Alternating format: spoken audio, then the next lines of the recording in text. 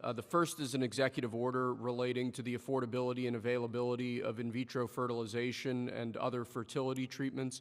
These are treatments that have become unaffordable for many Americans, or have been unaffordable for many Americans, and the executive order is a directive to the Domestic Policy Council to examine ways to make IVF and other fertility treatments more affordable for more Americans.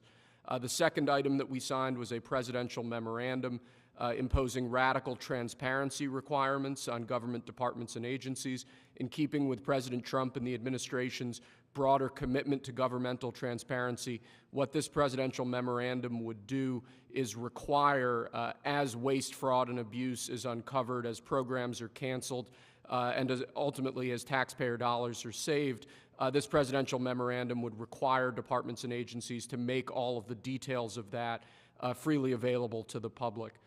Lastly, we have another executive order that President Trump signed relating to independent agencies. This executive order would establish important oversight functions in the Office of Management and Budget and its subsidiary office, OIRA, supervising independent agencies and many of their actions, and also reestablishes the longstanding norm that only the President or the Attorney General can speak for the United States when stating an opinion as to what the law is. Thank you very much, Will. That was the primary purpose of this conference, to explain that they're all very important in their own way. Fertilization, I've been saying that we're going to do what we have to do, and I think the women and families, husbands, are very appreciative of it. But that was it. I do want to say while I'm up here, I've been contacted by some of the biggest companies in the world, and because of what we're doing economically and through tariffs and taxes and incentives, they want to come back into the United States. And we'll be announcing various, very new with chips and having to do with cars and lots of other things. We're going to be announcing some very, very big, momentous decisions are being made by companies all around the world, the biggest, and they want to come back into the U.S. Car plants are being canceled in other locations now because they want to build them here. And you read about a couple, not that I want to mention names or anything, but you read about a couple of big ones in Mexico just got canceled because they're going to be building them in the United States. And that's very simply because of what we're doing with respect to taxes, tariffs, and incentives. And I think it's a very important thing. And you'll be seeing this over the next, probably over the next 2 years, to be honest, but you're going to see a lot of it over the next couple of weeks. A lot of big ones are going to be announcing. And so while we're here, I guess we can take a couple of quick questions. Go ahead, please. Please.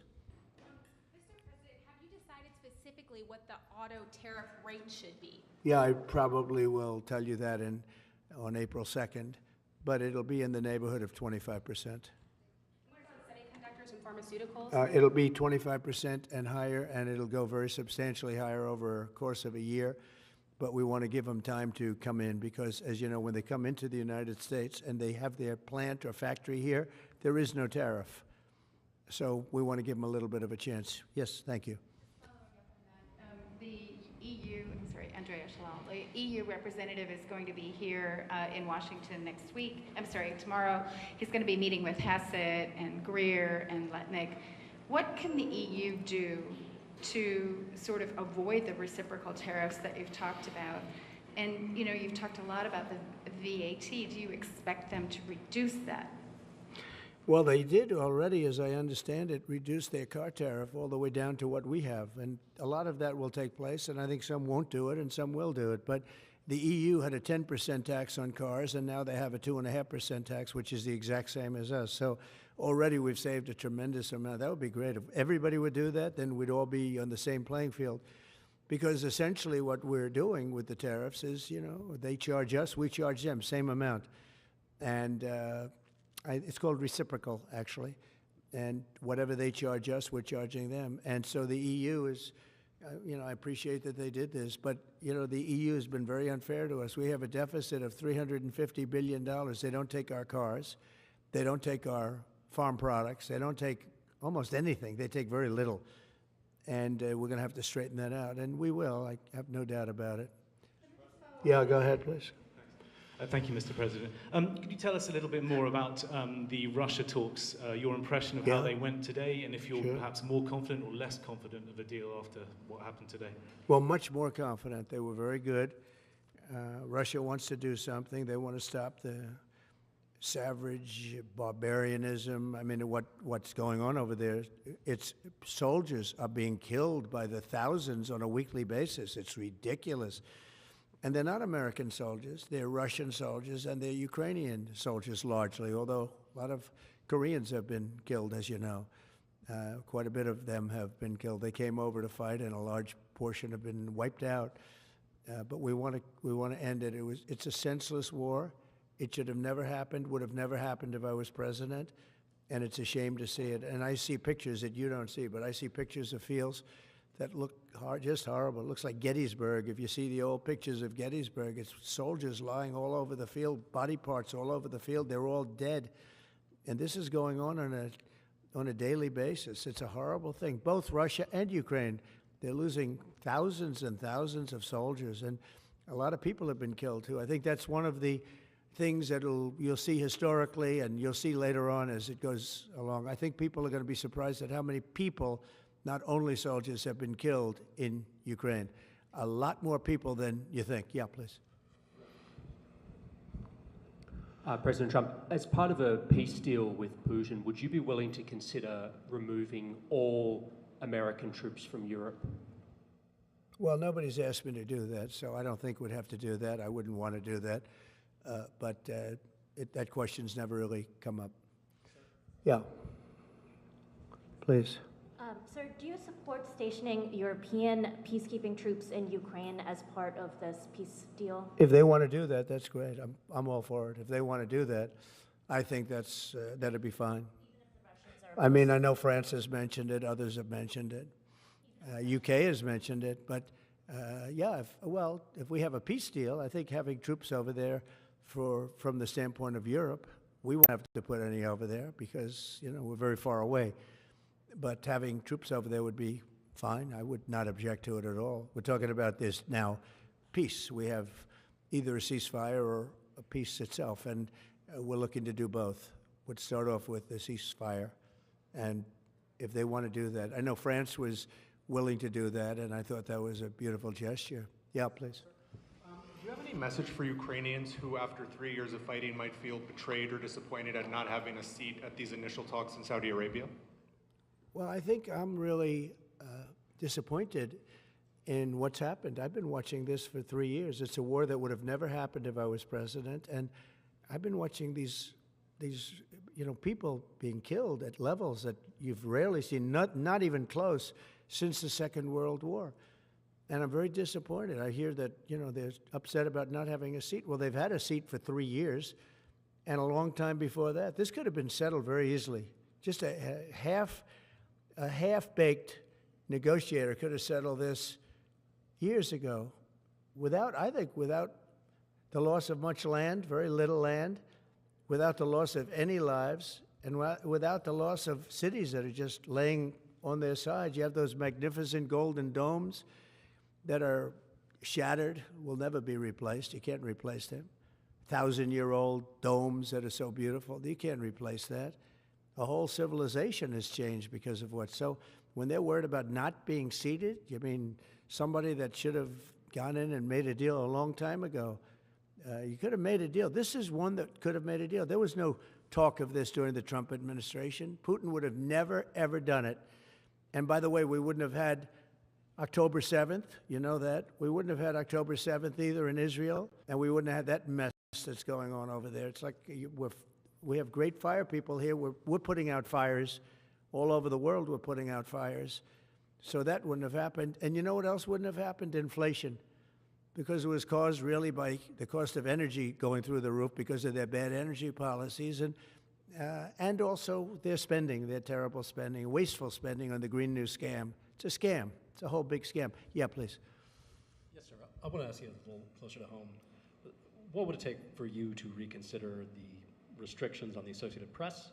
And secondly, some of your advisors are concerned with the Associated Press's style guide, using language and giving guidance to not use words like illegal immigrant, or to use phrases like gender-affirming care, and they're concerned about that being an encroachment of liberalism in the way in which the press writes about things. Do you share those concerns? Well, I do think that some of the phrases that they want to use are ridiculous, and I think, frankly, they become obsolete, especially in the last 3 weeks, because many things have happened in the last 3 weeks. And I didn't know about that, but I would say that if they want to use certain phrases like that, and I guess some are okay, but many aren't, but the Associated Press just refuses to go with what the law is and what is taking place. It's called the Gulf of America now. It's not called the Gulf of Mexico any longer.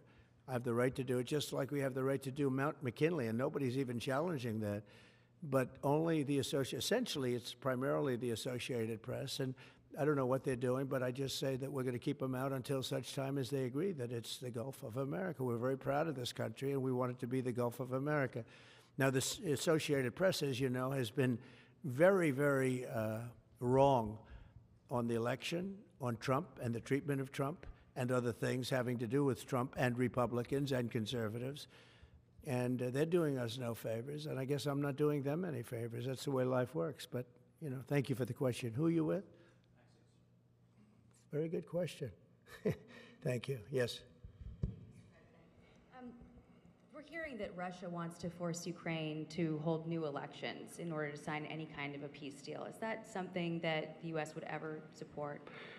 Well, we have a situation where we haven't had elections in Ukraine, where we have martial law, or essentially martial law in Ukraine, where the leader in Ukraine, I mean, I hate to say it, but he's down at 4% approval rating, and where a country has been blown to smithereens. You got most of the cities are laying on their sides. The buildings are collapsed. It looks like a massive demolition site. The whole, I mean, so many of the cities. I mean, they haven't done it in Kiev because I guess they don't want to shoot too many rockets in there. They've done it 20%, but they haven't done it 100%. If they wanted to do it 100%, it would probably happen very quickly. But you have cities that are absolutely decimated. And yeah, I would say that, you know, when they want a seat at the table, you could say the people have to, wouldn't the people of Ukraine have to say, like, you know, it's been a long time since we've had an election. That's not a Russia thing. That's something coming from me and coming from many other countries also. You know, Ukraine is being just wiped out. Look at what's happening to the cities. There are cities, there's not even a building standing. It's a massive, you talk about Gaza. I mean, it's literally, these cities look like Gaza. Actually, many have, percentage-wise, more buildings knocked down than in Gaza. So, you know, people are tired of it. People want to see something happen.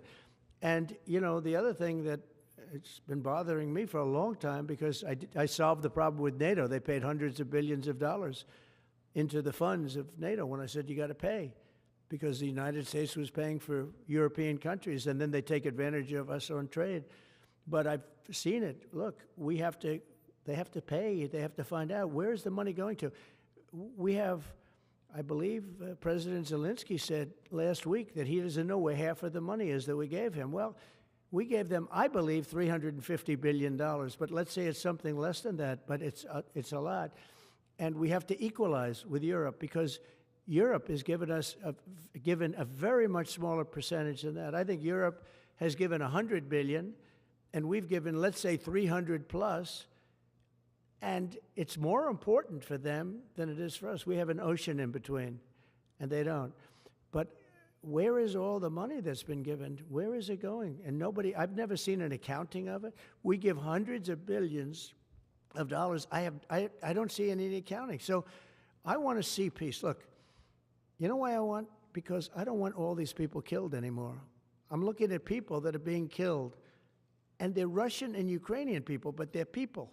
Doesn't matter where they're from on the whole planet. And I think I have the power to end this war. And I think it's going very well. But today I heard, oh, well, we weren't invited. Well, you've been there for 3 years. You should have ended it 3 years. You should have never started it. You could have made a deal. I could have made a deal for Ukraine that would have given them almost all of the land, everything, almost all of the land, and no people would have been killed, and no city would have been demolished, and not one dome would have been knocked down. but they chose not to do it that way. And President Biden, in all fairness, he doesn't have a clue. He was so bad for this. He was so bad, so pathetic, so sad.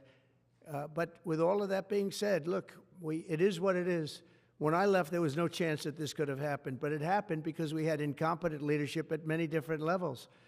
But when you see what's taken place in Ukraine with millions of people killed, including the soldiers, millions of people killed, a big percentage of their cities knocked down to the ground. I don't know how anybody even lives there. You know, when they say they took a poll and Zelensky's at 4%, who's living there? You know, I mean, it's hard to believe that people live there. Their cities are being knocked down, and this is something that would have never happened. And by the way, for 4 years, it didn't happen. It was never going to happen. Go ahead. One follow-up question. How would you counter the perception, because Russia's pushing for this, obviously, they don't really hold true elections, that would be a capitulation of some sort. How would you guard against potentially Russia installing a puppet government? And then finally, how would that new election have an impact on getting Zelensky to sign the rare earth minerals deal? Look, you have leadership, and I like him personally. He's fine. But I don't care about personally. I care about getting the job done. You have leadership now that's allowed a war to go on that should have never even happened, even without the United States. Look, we had a president who was grossly incompetent. He had no idea what he was doing. He said some very stupid things, like going in for portions and all of the things. He made a lot of bad statements, but he's grossly incompetent, and I think everyone knew that. This is something that should have never happened, would have never happened. And I used to discuss it with Putin. President Putin and I would talk about Ukraine, and it was the apple of his eye, I will tell you that. But there was never a chance of him going in. And I told him, you better not go in, don't go in, don't go in. And he understood that. He understood it fully. But I'm only interested, I want to see if I can save maybe millions of lives. This could even end up in a World War III. I mean, to be honest with you, you've been hearing now Europe is saying, well, I think we're going to go in and we're going to go. All of a sudden, you're going to end up in World War III over something that should have never happened. And, you know, it's a very sad situation. Yeah, please. In a court filing, the White House said that Elon Musk is not a DOJ employee and has no authority to make decisions. Can you clarify for us today Well, Elon what his Musk, exact role is there? Yeah. Elon is, to me, a patriot. So, you know, you could call him an employee, you could call him a consultant, you could call him whatever you want. But he's a patriot. I mean, look at the kind of things. I just said, just write it down, just in case that question got asked, right? And which I'm surprised it took so long, actually. But you know what? Ukraine's a bigger deal because people are dying by the thousands a week, thousands. But look at this, from 90 to 99, Social Security, 6,054,000 people. Well, that's okay, maybe that's possible. You know, 90 to 99, maybe it's possible. It's a lot of people, though, at that. But people that live to 100 to 109, 4,734,000. Wow, that's a lot. That means over 100 years old. They're 4 million people. I don't know too many. I know people that are doing great in their 90s, but not too many people over 100. But over 120, from 120 years old, people that are 120 years old up to 129, 3,472,000 people. Wow. You know that can't possibly be because the record is like, I think it's one person, a woman, lived to 127, but they have 3,472. Okay, but now we're going really in. People from 130 years old to 139-year-old, 3,936,000. Wow. I wonder if people are getting paid with all this. I mean, are these checks? And that's what we're checking right now. People from 140 years old to 149 years old, 3,542,000. 140 years old and beyond. Now we're really going because we're looking to break the record by 25 years. People from 150 years old to 159 years old, 1,345,000. These are in the, by the way, these are in the computer files. This is what they do well. They're super. I asked Elon, who are these Doge people? He said they're super brilliant computer people and they love the country. It's simple. Wait a minute.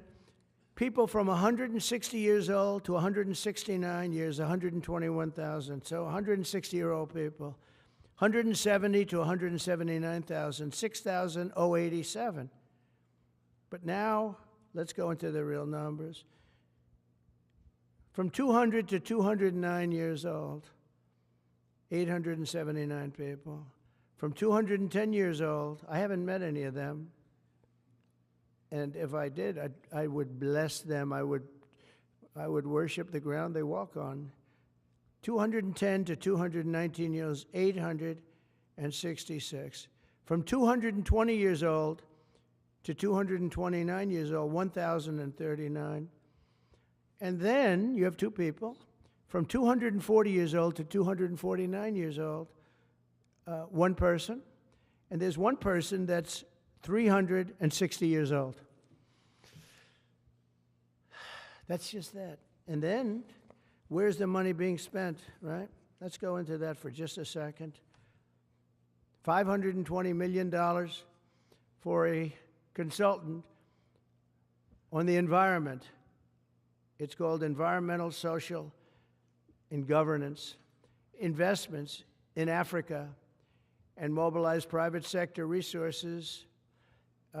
$520 million. Somebody got $520 million for an environmental, sounds like an environmental study.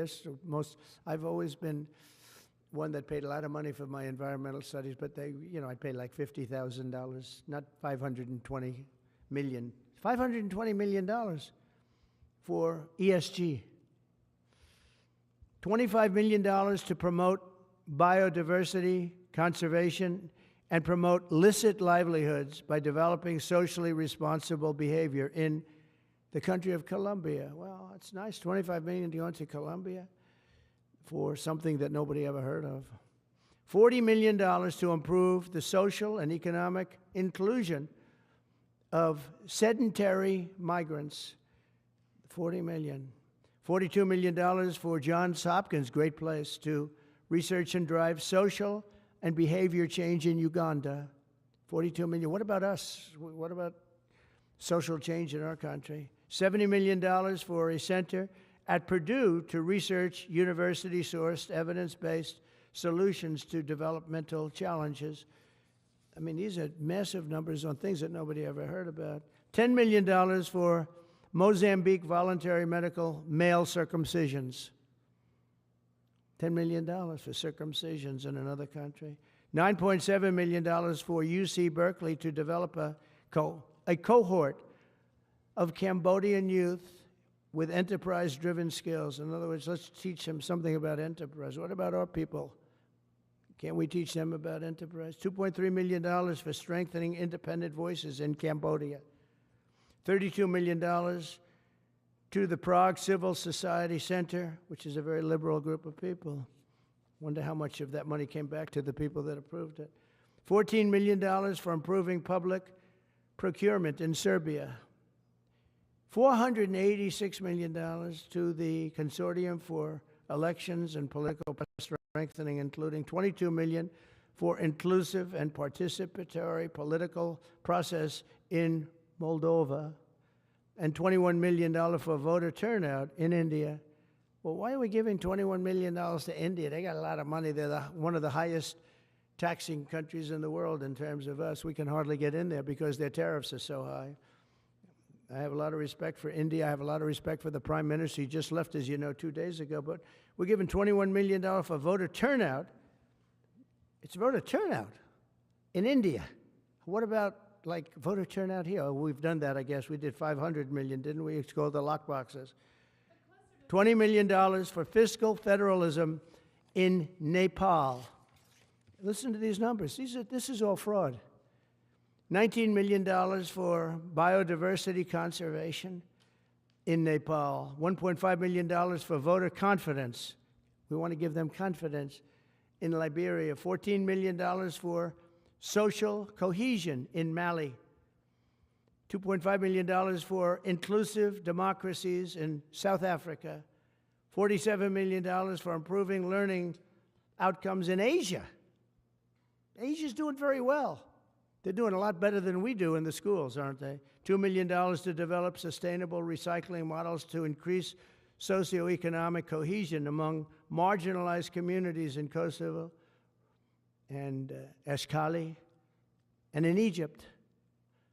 We're talking about hundreds of billions of dollars. I could, by the way, I could read this all day long. I could go on all day long, and you'll see hundreds of billions of dollars, and we're doing it.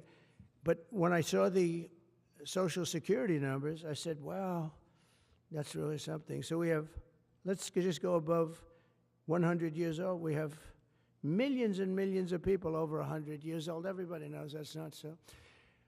We have a very corrupt country, and it's a sad thing to say, but we're figuring it out. Now, the good thing about Social Security and what I read is if you take all of those numbers off, because they're obviously fraudulent or incompetent, but if you take all of those millions of people off Social Security, all of a sudden we have a very powerful Social Security with people that are 80 and 70 and 90, but not 200 years old.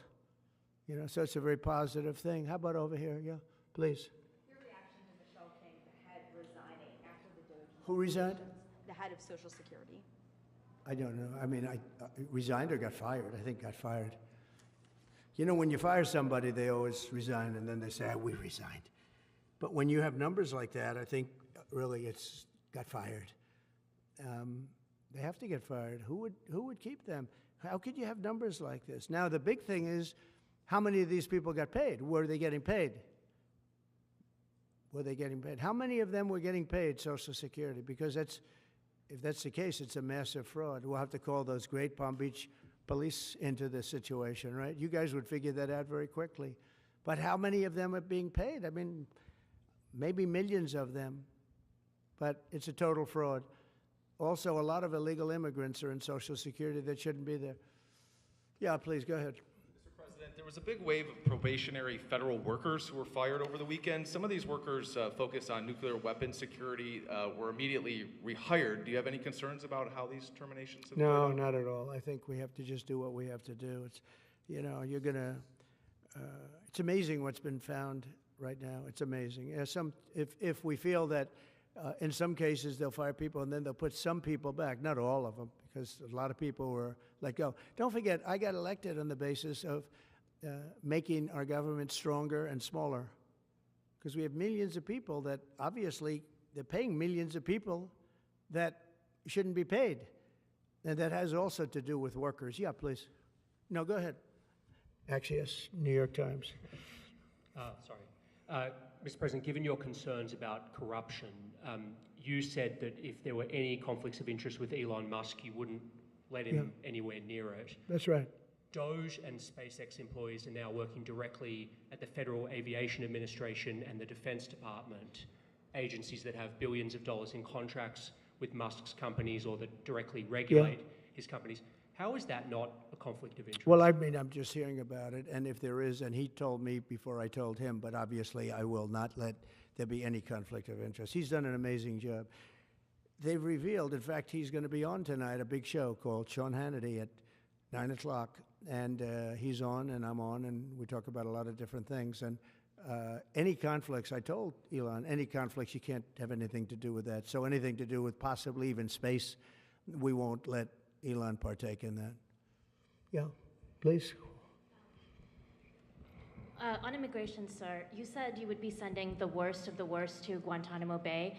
What we're finding out is that there are a lot of low-risk migrants who don't have a criminal background who are also being sent. Are you thinking about this differently now? No, they're going to be brought back to their countries. And with some persuasion, every one of those countries, everyone in the, as you know, every country is taking the people back. So some of them are going to be brought back to, many of them, any of them that are low risk, as you say, are going to be brought back to their countries. Yeah, go ahead, please. Can you give us a bit of an update on where you stand with Venezuela? It's oil. There's basically a monthly license that can soon extend. Well, you know, we had Venezuela on the run, and it looked like that was going to be very good. And when Biden came in, as he always does, he screws it up. And they started buying millions and millions and millions of dollars of oil, billions of dollars actually, of oil, and it gave them a new life, a new really lease on life. But we'll see. We had some pretty good discussions with a lot of people within our government, in the United States government, that are involved in that. And Venezuela's a little bit early, but we were not buying from Venezuela when Biden came in for whatever reason. Instead of just taking the beautiful, as I call it, liquid gold, we have more than anybody. They started paying a fortune to Venezuela, and we're looking at that actually. Why did they do that? Why were they doing that? Why would they go to the enemy and give them billions and billions of dollars? Now, with that being said, as you know, Venezuela has said very strongly they will not take any illegal immigrant, any of the people that they sent over to us. They sent their gangs, probably the worst gang anywhere in the world, as bad as MS-13, maybe worse, and they came out of the jails of Venezuela. They emptied their jails into our country, and they said, we'll never take them back. Well, they took them back, and they're taking them back, and they are taking them back rapidly. They were sending a lot of people to Venezuela. They said they wouldn't take them back, and they are taking back. But we're looking at Venezuela very seriously, and we're going to be able to. Don't forget, I've only been here for 3 weeks. Yeah, please. Just a little clarity on, are you inclined to continue to allow Venezuela, through, I think, Chevron and other oil companies, to export those petroleum products, or are you maybe inclined not to pull back on Yeah, maybe not. We're looking at that now. I just got here. When I left, they weren't doing anything. They were ready to go. We give up. And then Biden came along and he gave them literally billions of dollars. I couldn't believe it, actually. And we have so much under our feet.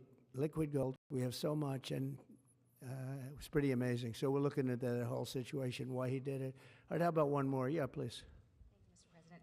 What can you tell us about the CIA drone flights over Mexico? Is this the next step in the war against the cartels? Well, we're going to see. Should they have authority to take lethal action? Mexico's allowed a tremendous number of people to go through their country into ours, and even people coming from Mexico, and illegals, totally illegal.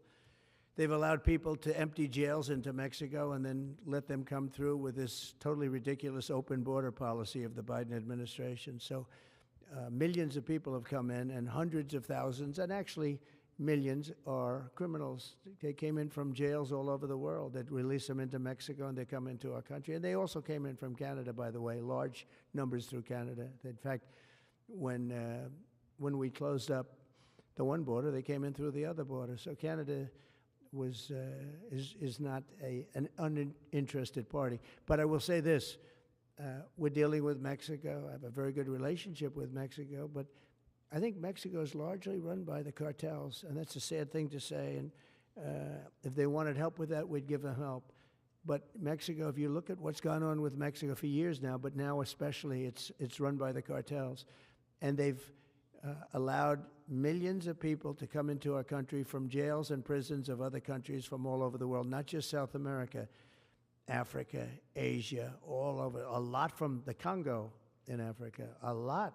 They opened their jails, they came in through Mexico, and we have some of the worst criminals coming in from the Congo and other places. So it's not just South America, and it's not just Venezuela, but they opened their jails. And you know, the crime rates in Venezuela and other places all over the world has gone way down. You know why? Because they've given us their prisoners, they've given us their drug lords and their gang members, and it's hard to believe that we accepted this. It's hard to believe that we allowed open borders, and we're taking in, you know, hundreds of thousands and millions of people coming in from all over the world that are absolute stone-cold criminals. In fact, 11,088 murderers, and many of those people have murdered more than one person. Why are they giving us these people, and why are we taking these people under Biden? You know, you had a border czar that never went to the border. Happened to be a vice president, never went to the border, never called the border people. I call them all the time. I speak to them all the time.